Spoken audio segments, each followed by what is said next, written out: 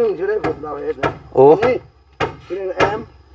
เฮ็ดระเบียงน้อยเดียวนี้เดียวเลยใส่ลูกติงไปพุ่นอันนี้ได้สับบาทนี่ใส่ลูกติงเนาะเลยมันจะใส่ผ้าใส่ปองเยี่ยมมันก็จะปองงามเลยมันต้องลูกติงตัวนี้มันใส่ลูกติงตัวนี้มันอัด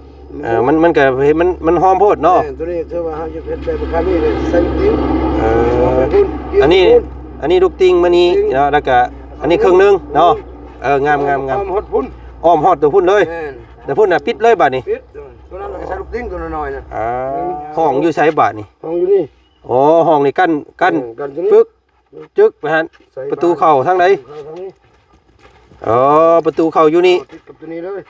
ว่าง่ายๆคือตัว L พี่น้องเอ้ยเนาะอันห้องโถง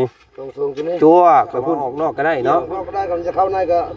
ค่อยว่าเอาเข้าในดีกว่าเข้าในดีกว่าก็ดีเพราะว่าเฮาเวลาเฮาเข้ามาเนี่ยเฮาอยู่ไปเลยเฮาสิดึงเอ็ดมาสิเฮาก็ต้องได้ลบอีกเนาะ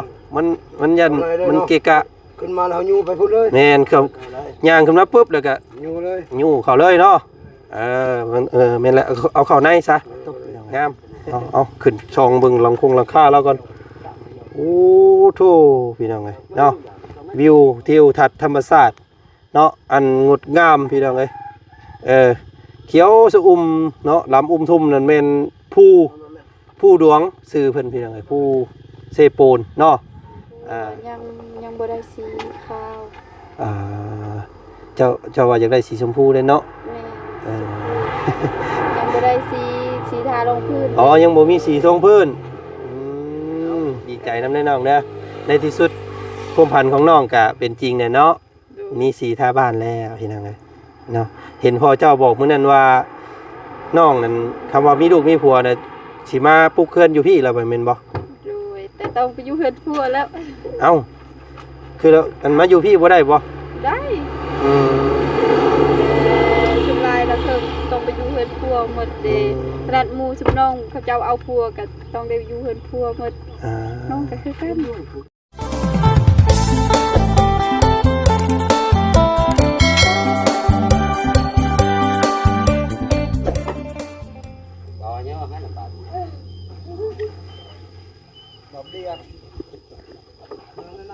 กันง่ายมากเลยกว่านั้นมันก็ดังเฮ้ยพี่น้องถัดภาพมาทางพี่บัดทีนี้เนาะพี่น้องเนาะว้าโตไวอีหลีพี่น้องเลยจวดจ้าดจวดเร็วขนาดเนาะพี่น้องเนาะเราสิเมนเราห้อนสร้างห้อนแดดพี่น้องเลยสร้างห้อนแดดได้อันเผาเฮ็ดอันหลังคาให้มันเร็วไวจังใส่หลังคามันจังโมห้อนว่าซั่นซะเนาะโตพี่น้องเลยเอาเนาะตัดภาพบรรยากาศตอนเช้าๆมื้อนี้พี่น้องเลยเนาะกะเข้ามาอัปเดตเฮือนซ่านของพ่อตู้7 ปีอีกแล้วพี่น้องเลยเนาะพ่อตู้อาเลียเนาะพี่น้องเลยกะเป็นโค้งเป็นหางเรียบร้อยหลังคามีแต่รุ่นกันว่ามันสิจักแผ่นบาทนี้พี่น้องเลยเนาะสร้างเพิ่นก็น่าสิวัดสิหยังไล่แล้วบาทนี้เนาะวัดได้แล้วก็ให้เว้าบุญเพิ่นไปสั่งหรือว่าสิแก้มาเองแก้เองนี่บ่ได้พี่น้องไงมันยาวเนาะรถกระบะบ่จันนี่บ่ได้ต้องให้สร้างในห้านเขาพุ่นแหละมาส่งเนาะเอาทักทายสบายดีพ่อแม่พี่น้องกันบัดสู่คนเนาะหลังจากที่บ่จันลงคลิปไปเมื่อวานนี่ก็เฮ็ดให้หลายคู่หลายคนเนาะบ่เข้าใจบางคู่บางคนเพิ่นก็ว่าเอ้าคือปิ้นมาพี่บางคู่บางคนว่าปิ้นไปพุ่น อันนี้บ่จันบ่ฮู้นำพี่น้องเอ้ยเนาะเพราะว่าทางอาจารย์ลาวบ่าวลาวสตูดิโอเพิ่นรับเนาะแล้วก็ออกแบบเพียงผู้เดียวว่าซั่นพี่น้องไอ้บ่จันก็เลยบ่ฮู้ว่าเพิ่นเฮ็ดแบบใดเฮือนแบบหลังนี้เนาะกั้นแบบใดสิเอาระเบียงไปทางใดหั่นน่ะพี่น้องไอ้เนาะยังบ่ฮู้นำเพิ่นตัวนี้จังใดก็งามเบิดเนาะพี่น้องเนาะงามคักปิ่นไปทางใดก็ได้ปิ่นไปพุ่นก็เบิ่งผู้เบิ่งฟ้าปิ่นมาพี่ก็เบิ่งรถเบิ่งล่างเนาะก็ปรับเปลี่ยนเบิ่งว่าซั่นซะพี่น้องไอ้ป๊าโตเนาะ มื้อใดเด้บ่าวลาวเพิ่นสิขึ้นมาอีกบาดนี้พี่น้องเอ้ยเนาะบันไดได้พาดขึ้นไปทางนี้เนาะบันไดเนาะย่างเข้ามาแต่เฮือนน้องละน้อยผู้พี่น้องเอ้ยปั๊บแล่นขึ้นบันไดเลยสัดจวดขึ้นเลยเนาะอ้าวเราเฮ็ดบันไดใหม่คือเด้บัดนี้เนาะขึ้นง่ายอยู่บัดนี้เนาะ โอ้ยฮ้อนแต่เช้าทำมื้อนี้เนาะอากาศพี่น้องเอ้ยโอ้เป็นโค้งเป็นห้างไงเนาะ ใกล้ได้นี่พี่น้องไงใกล้โค้งจริงเข้ามาเลยได้นี่เนาะตัวเพิ่นเอาไม้หน้า10เนาะอันพาดเฮ็ดข่าวมันพี่น้องไงบางเพื่อนบางสร้างเพิ่นเอาไม้48แต่ว่าไม้48นี่มันอย่าคดได้เนาะมันน้อยแล้วมันตอกยาก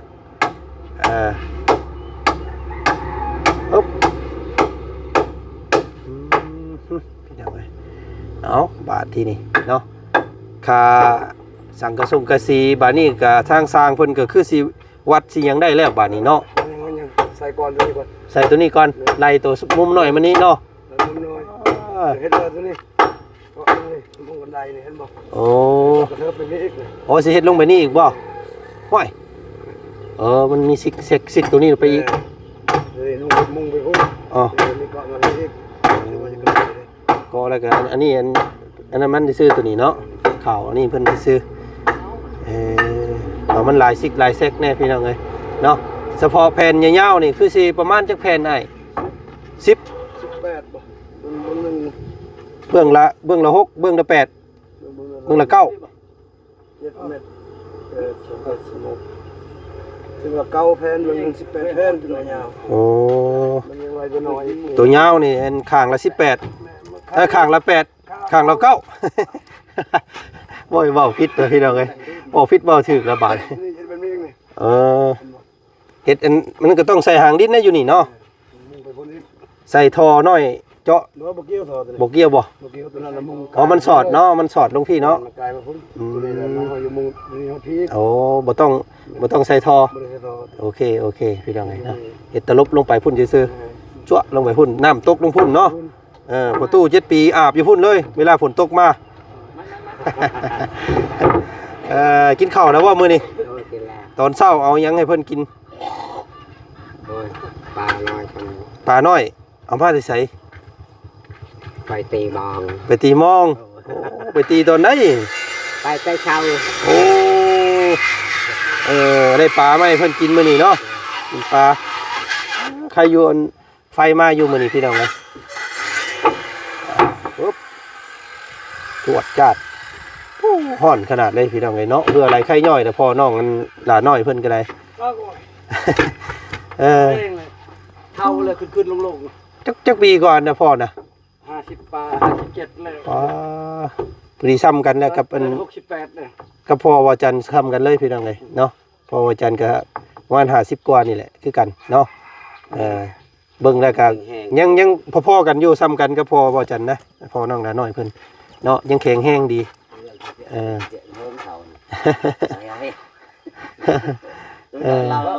บ่ไฟประตูได้เนาะเป็นที่ใดประตูแห้งกว่าบ่แห้งกว่าโอ้เนาะเราปัดท่องทิศนี่เราอยู่เพิ่นเอาปัดคนแต่โตพุ่นโอ้โดยอยู่ชาวไปปีนี่แหละอยู่นี่อ๋ออันทางอันพ่อนี่บ่ได้เป็นคนแถวนี้บ่บ่แม่นนะโอ้มึงโตยทั้งท่าเตงทั้งยังผู้แม่นบ่ท่าเตงบ่ยังบ่ฮอดบ่ท่าเตงทั้งที่กองนี้ปักไสทั้งหลักจึงหลักยังพุ่นบ่ทางเขตช่องโอ้เมืองโตเขตช่องแม่นแหละทางมึงตะโอยแขวงสารวัตรเนาะโอ้เพิ่นมาเอาลูกเอาเมียไก่ได้ซั่นนี่พี่น้องเอ้ยเนาะนี่แหละเพิ่นว่านิ่งแน่นเนาะอยู่ไกลซำใดก็ได้กันคือเก่า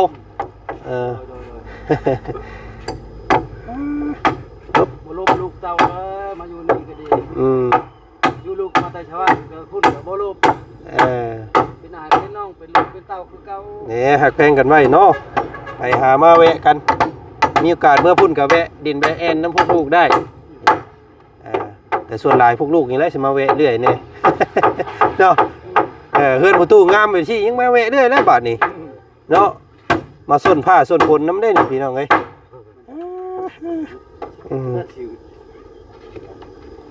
เอาพี่น้องเอ้ยเนาะเฮ็ดไวขนาดมื้อนี้คือสำเร็จเนาะทั้งเทิงเนาะเรียบร้อยแล้วก็ต้องมาย้ายไม้เส้นมานี่เนาะมาประกอบไม้เส้นใส่อีกอันคือได้ยินเพิ่นว่าอันสร้างว่าแต่ก่อนนั่นสิปิ้นไปพุ่นบ่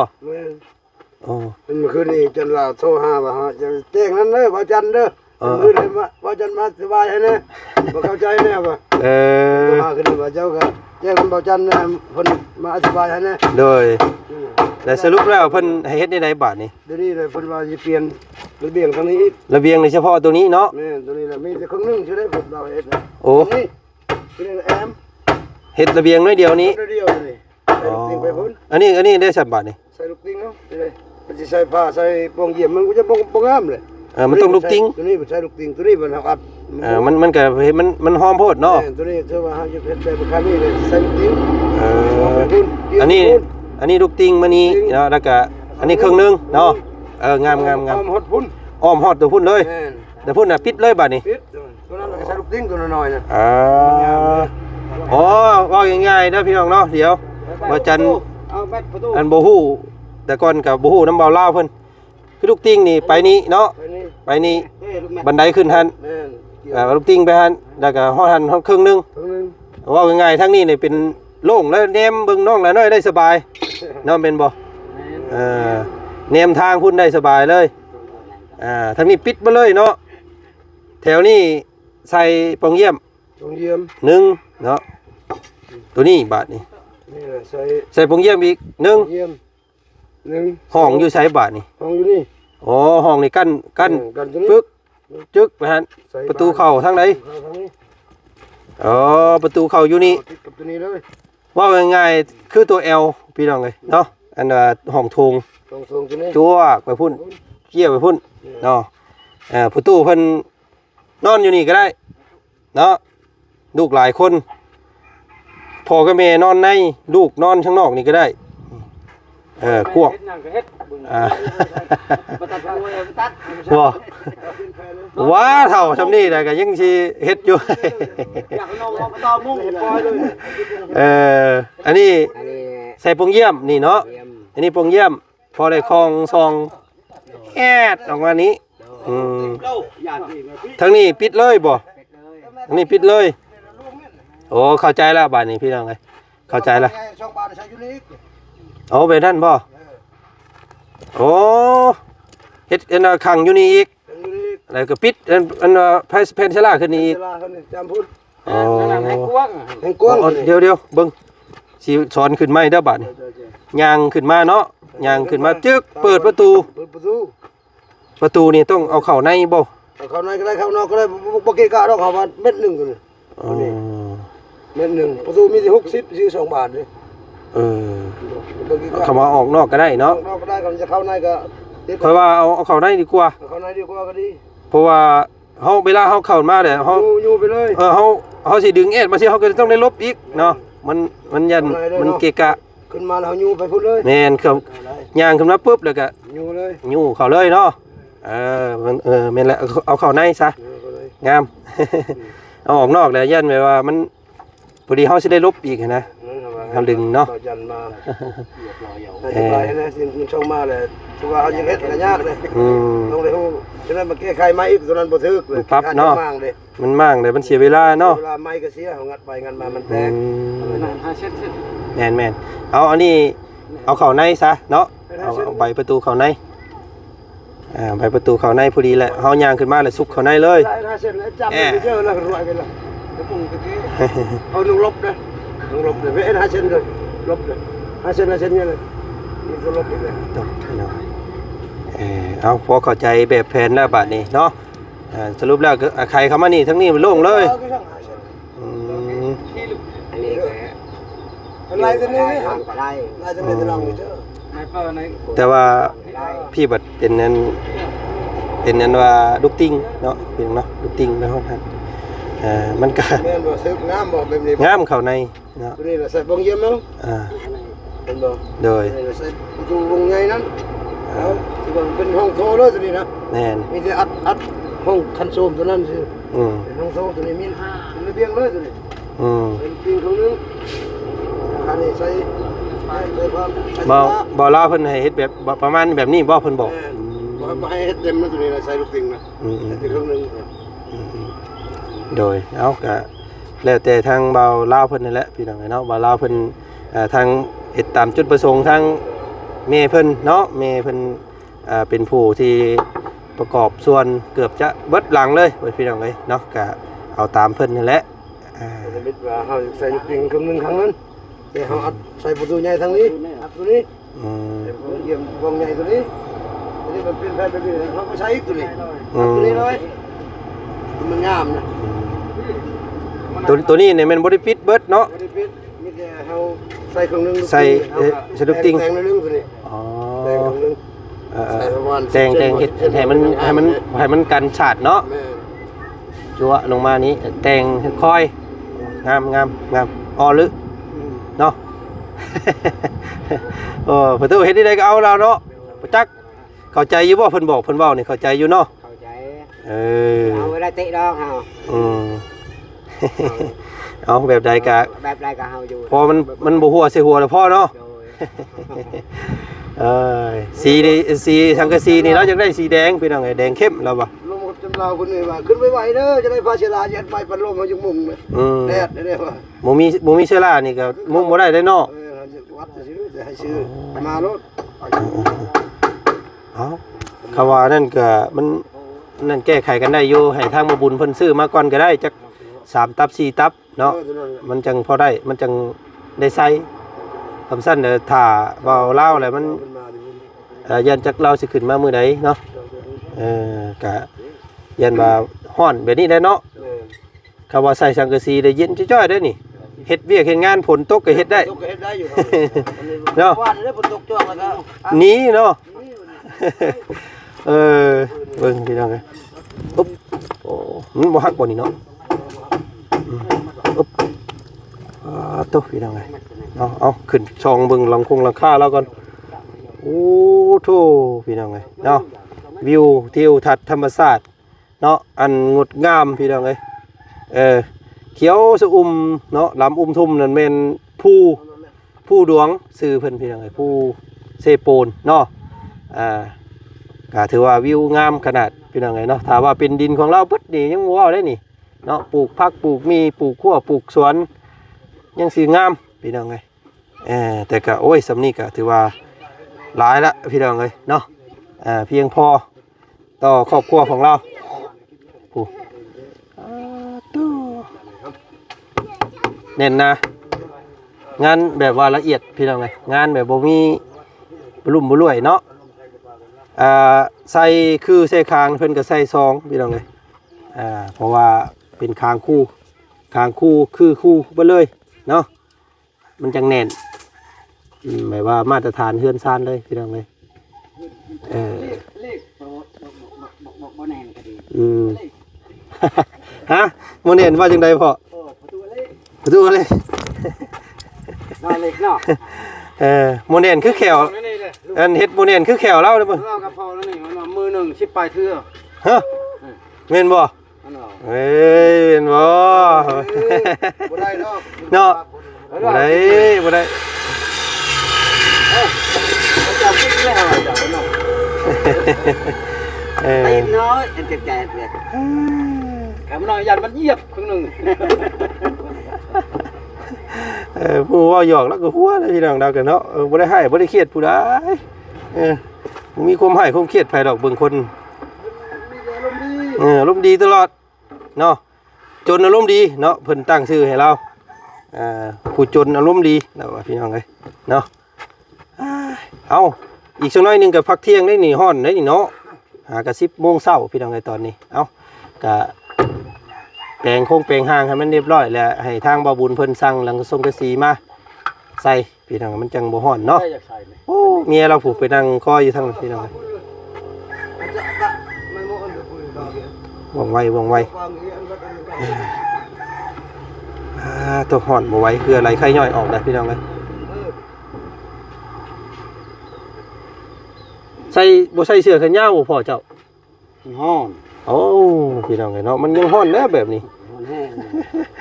มากเลยมันโตมันงอน เนาะแบบว่าตากแดด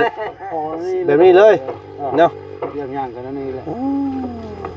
อ๋อพี่น้องเอ้ย กันอยู่ให้ก็คือกัน ให้กับแบบว่าพอแก้เสื้อใส่ก็แก้ใช่ด้วยนะเนาะ เอานั่นก็บ่ได้ใส่เสื้อเลย เออ ถ้าใครก็บ่ได้ใส่เสื้อ หายแบบนะพี่น้องไงเนาะโตใหม่หมดแล้วอันนี้เนาะเอ้าพี่น้องเอ้ยก็อัปเดตล่าสุดเฮือนพ่อตู้เพิ่นเนาะถือว่าเปลี่ยนแบบเปลี่ยนแผนกระทันหันเนาะเปลี่ยนหันหน้ามาทางพี่บัดนี้พี่น้องเอ้ยแต่ก่อนเบาเล่าว่าปิ้นไปพุ่นเนาะแต่ว่าเพิ่นโทรมาแจ้งทางสร้างเพิ่นเรียบร้อยแล้วเนาะเพิ่นว่าปิ้นมาพี่ปิ้นหน้ามาทางเราคอยทางว่าซั่นพี่น้องเอ้ยเพราะว่ามันก็เหมาะอยู่ได้ปิ้นมาพี่เนาะมันธรรมดามันอยู่แล้วปิ้นมาหาคู่หาคนถ้าว่าปิดทั้งนี้แล้วปิ้นไปพุ่นแล้วก็เราก็เห็นแต่ป้าแต่ร้อนเนาะปิ้นมาพี่ถือว่าเหมาะและพี่น้องเอ้ยเอาส่วนแบบส่วนแผนนี่ก็ทางเบาเล่าวเพิ่นออกแบบออกแผนเนาะพี่น้องเนาะก็ติดตามเบิ่งว่ามันสิเป็นแบบใดเมื่อมันแล้วเนาะก็สิงดสิงามบ่หรือว่าจังใดก็ติดตามเบิ่งส้มพี่น้องเอ้ยแต่ว่าก็คักแล้วเนาะแบบนั้นก็ได้เอาหิวข้าวบาดนี้พี่น้องเอ้ยบ่ไปน้ำท้องห้องจอกทางน้องน้าน้อยเพิ่นมีหยังเด้ให้ทีมงานเฮากินมื้อนี้เนาะ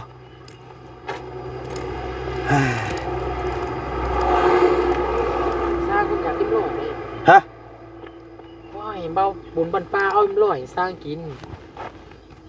ไปแม่ มันห้อนแดดเด้อ เออ หิวเขายังบ่สุกเขายังบ่สุก เอาแม่เข้าไว้แล้วกินแม่น้องน้าน้อย กินข้าวบ่ หมูมีหมูมาดินน้ำมื้อนี้เนาะอ้าวมาแล้วพี่น้องเอ้ย เอามาทำบัตร เห็นแอนนาสตอรี่เมื่อวานนี่เห็นไป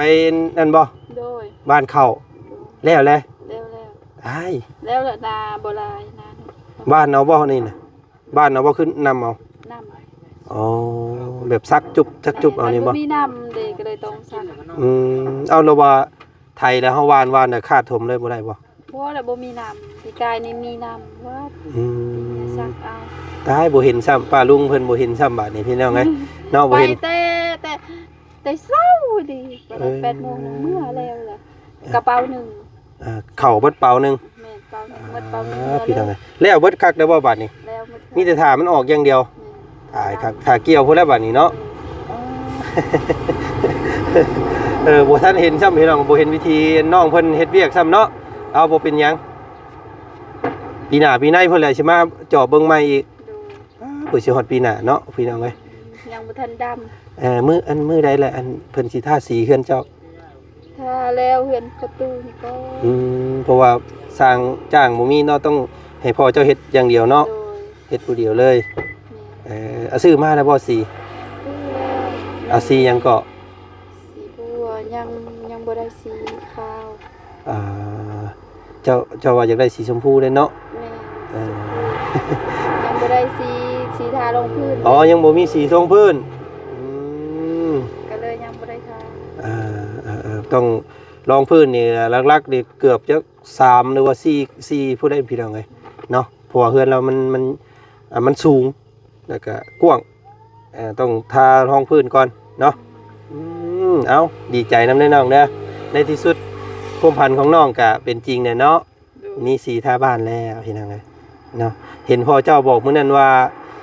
น้องนั่นคำว่ามีลูกมีผัวน่ะสิมาปลุกเฮือนอยู่พี่แล้วแม่นบ่ ด้วยแต่ต้องไปอยู่เฮือนผัวแล้ว เอ้าคือแล้วมันมาอยู่พี่บ่ได้บ่ ได้สุดท้ายแล้วเธอต้องไปอยู่เฮือนผัวหมดเด้ขนาดหมู่ชุมน้องเขาเจ้าเอาผัวก็ต้องได้อยู่เฮือนผัวหมดน้องก็คือกันต้องไปอยู่เฮือนเขาหมด เอ้าบอกให้เพิ่นมาน้ำพี่บ่ได้บ่ เขามาแล้วคันมีเฮือนบ่มีเฮือนไผสิมาอยู่ เอ้าเนาะเฮาเมื่อพุ่นเฮาก็ปลุกเฮือนอยู่พุ่นคือเก่าต้องชวนเขามาปลุกอยู่พี่เลย เขาเจ้ามักอยู่เฮือนกับเจ้าเองเด้เขาเจ้าบ่มักอยู่ที่ เนี่ยเป็นสิบคนมันบ่ก็ลองคนเป็นบ่ เนาะ เห็น